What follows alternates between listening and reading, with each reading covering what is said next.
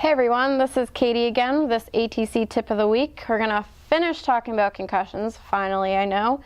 The most important part, healing, recovery, and returning to play. Why is that important? Well, we want to get you back to play, of course. Things you got to remember from the last videos. No concussion is the same. There are multiple factors that determine your return to play. Your symptom presentation, predisposing factors, how many concussions have you had, any stressors internally or externally, and those can all impact your healing process. So I can't tell you, these are your symptoms and you're going to recover in this time. It really just depends on how it plays out for you. But you can't rush the process. That's really the most important thing. You can't rush it, and you got to get back to your academics before we even consider getting back to sport.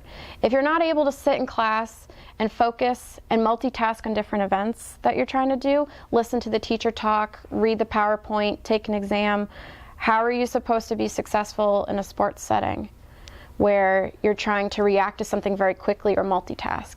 It's not safe for you, and you're not as effective. So if you think of the marathon runners, right? If you are running a marathon and you break your leg, which I hope never happens to you, you can't expect to finish the marathon. You can't expect to go and race another marathon next week.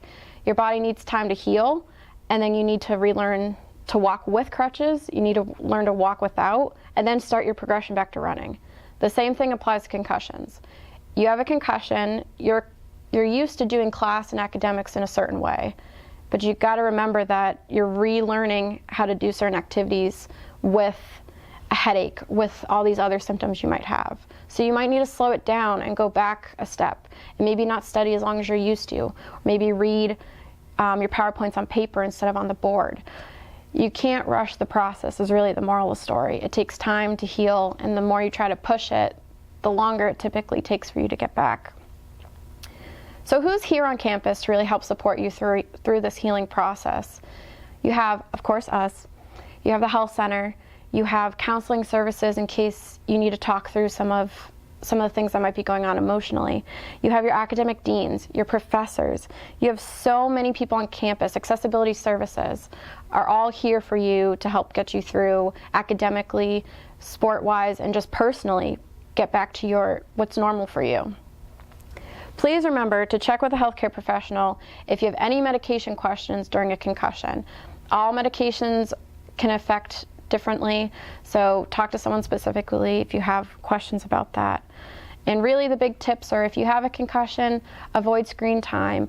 Those with big light sensitivity might need to print out their PowerPoints and do some stuff at home or in your dorm versus out in the classroom. And sleep. Make sure you sleep as much as possible. Your body just needs some time to reset, and that's completely okay. Drink water, fuel yourself, eat something that's gonna make you feel better and help your body heal itself effectively.